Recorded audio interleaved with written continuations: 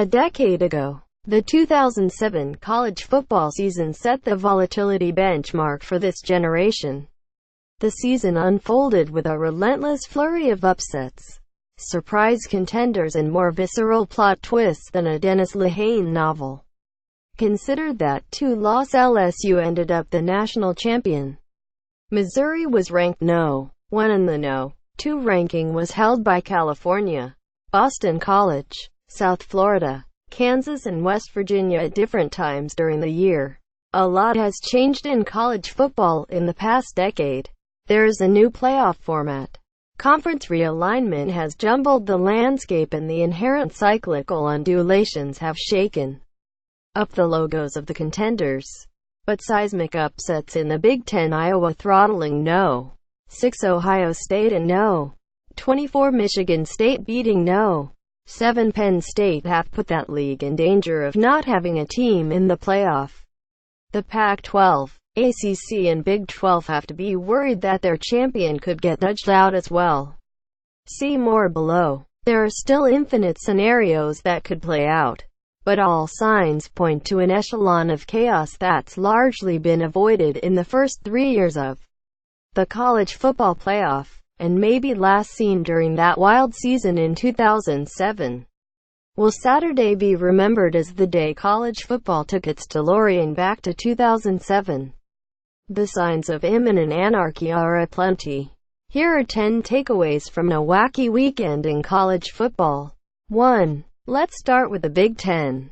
Jim Delaney went to bed on Saturday night likely humming on Wisconsin. The Badgers are the Big Ten's best chance to reach the playoff. The problem is that Wisconsin's best victory came over Northwestern, and Iowa is the only likely top 25 team they'll play the rest of the regular season. Beating Ohio State in the Big Ten title game would help, as the Buckeyes remain the Big Ten favorite if they beat Michigan State at home next week. No one really knows how good the Badgers are yet, and any loss would likely strike them from the playoff race. Could the 2-loss Big Ten team reach the playoff? It's difficult to cast that as impossible after the hijinks of 2007 that left LSU at the top. But boy, they'd need a lot of things to fall into place.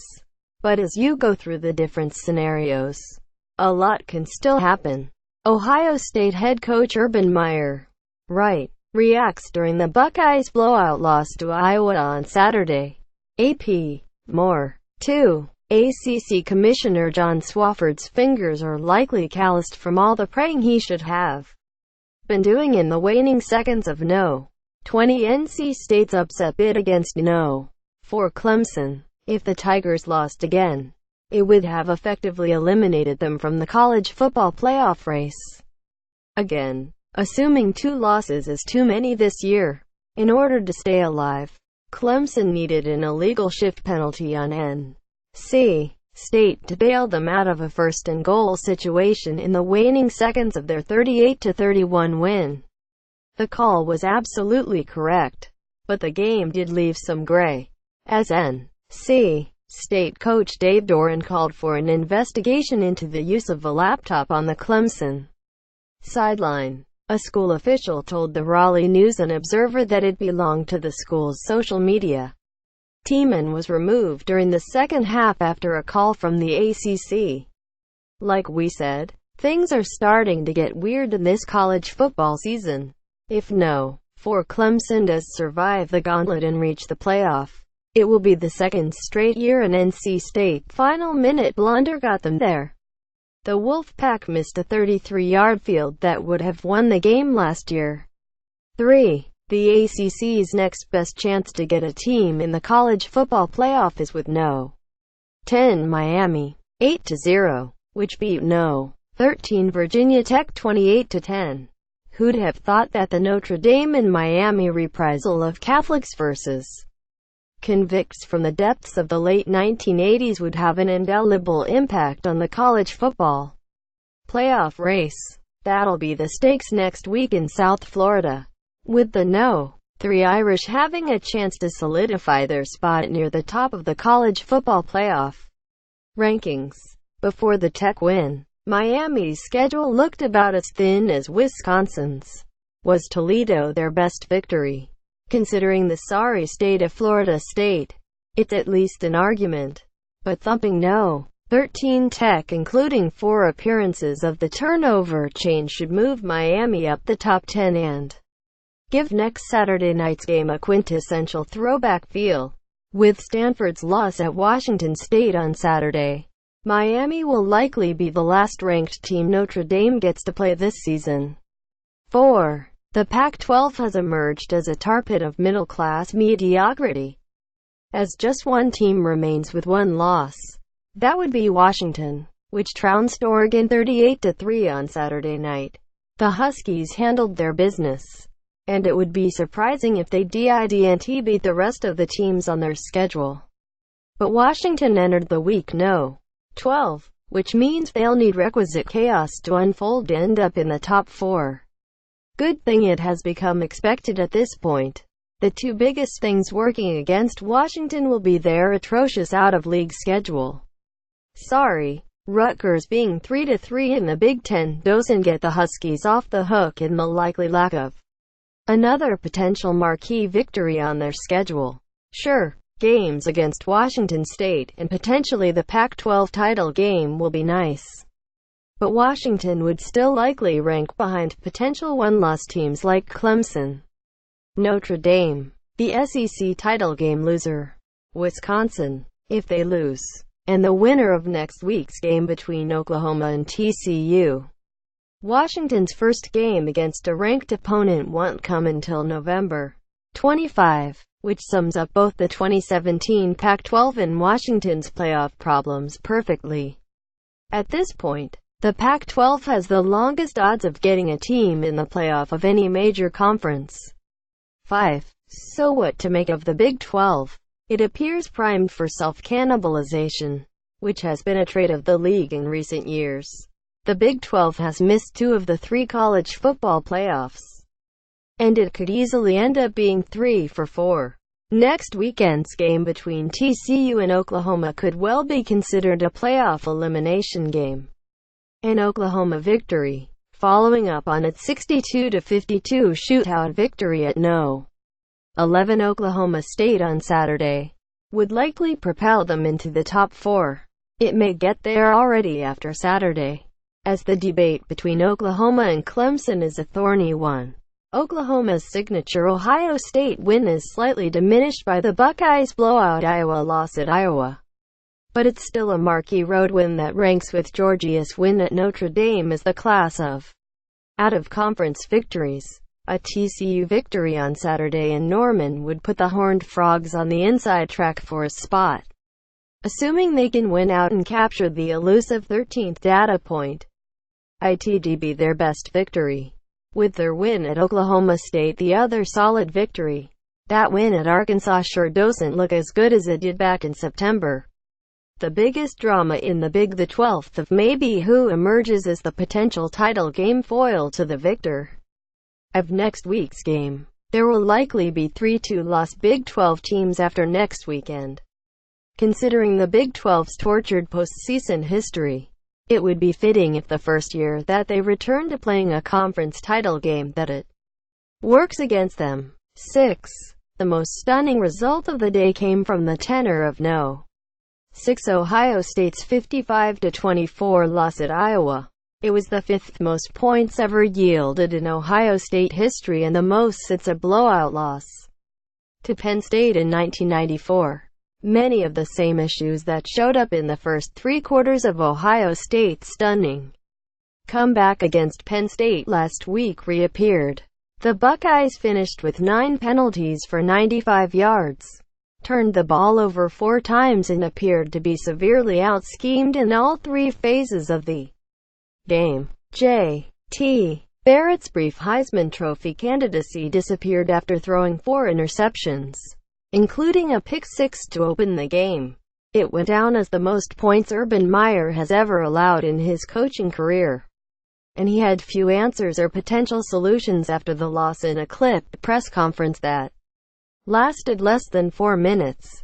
Ohio State is 12-4 since losing at Penn State last season, with this loss the first that could truly be viewed as troublesome. Meyer is 44-3 in regular season Big Ten games, so there's no cause for outright panic. But the most perplexing part of this loss for Ohio State is that the self-destructive qualities that define the first 3 quarters of the Penn State win were pervasive again. Ohio State didn't appear to correct or grow from any of its own mistakes, other than kick returns, which were finally clean. Ohio State still controls its own destiny, with a critical visit from old nemesis Michigan State looming next week in Columbus. That game will be both for control of the Big Ten East and a barometer for the Buckeye program, which appears reeling from the most embarrassing loss of Meyer's tenure. 7. 2 SEC coaches appeared to seal their fate with lackluster performances on Saturday. Texas A&M's annual November nosedive commenced as scheduled, with the Aggies losing to No. 14 Auburn, 42-27.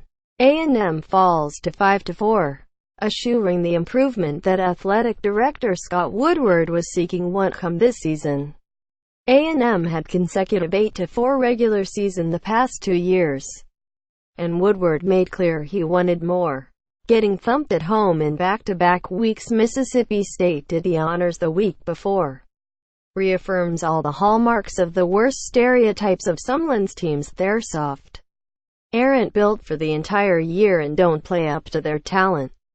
The $10 million buyout won't be an issue for the deep pockets at A&M, as it would be stunning if Sumlin returned to the sideline next season.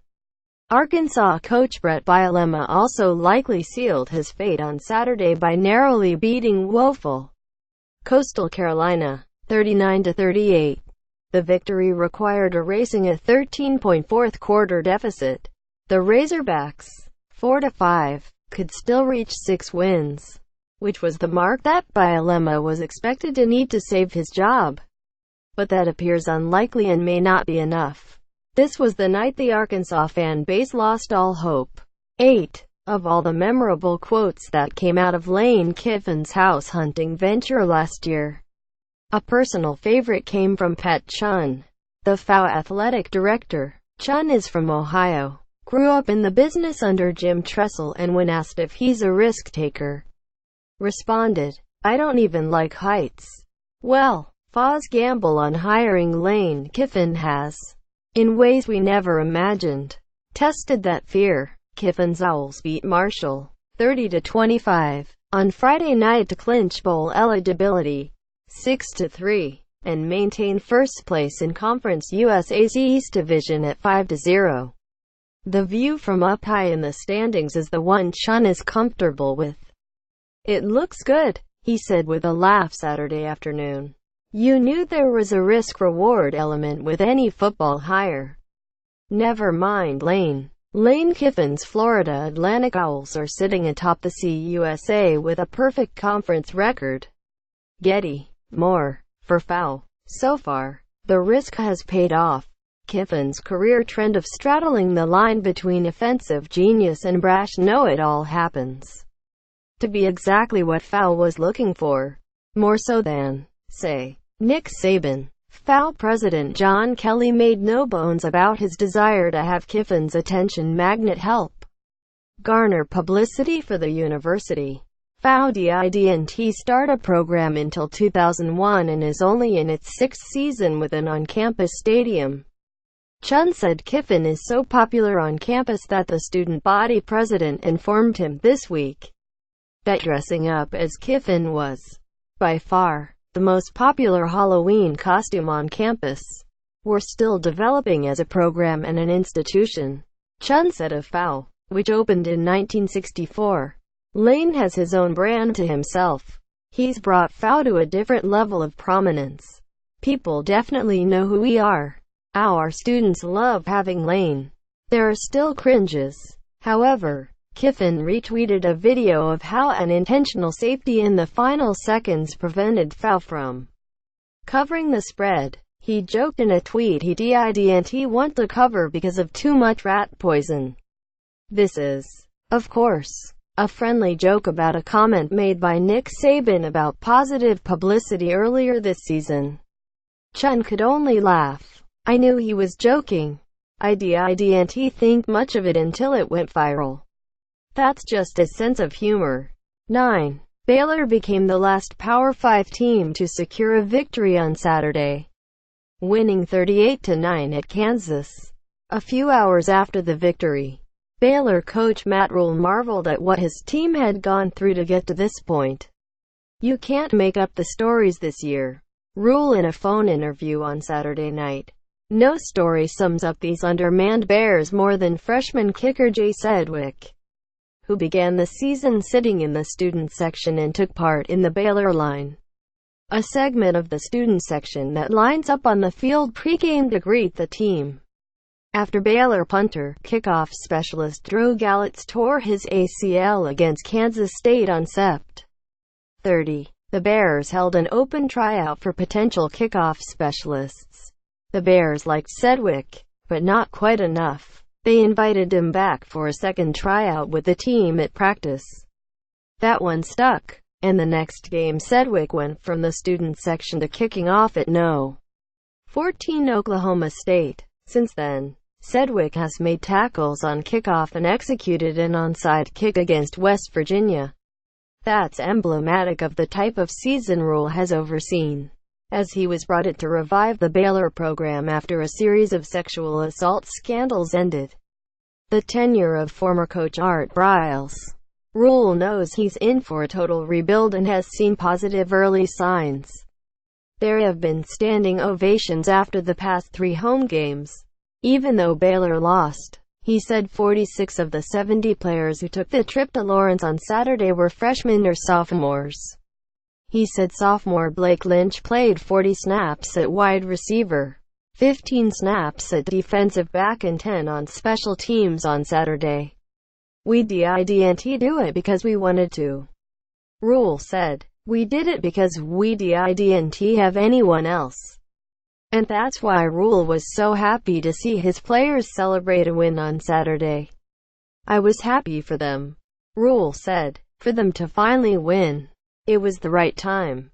These kids have come back to fight every single week. I'm proud of them." 10. Kansas State's overtime victory at Texas Tech improbably puts the Wildcats in position to fight for a bowl bid this year. Kansas State is 5-4, but their record belies their accomplishment during this dreadful season. Texas Tech is the only competent opponent they've beaten this year, and what this victory may do is enable Bill Snyder to continue coaching. Snyder, 78, remains determined to hand off the Kansas State program to his son, specials teams coach Sean Snyder.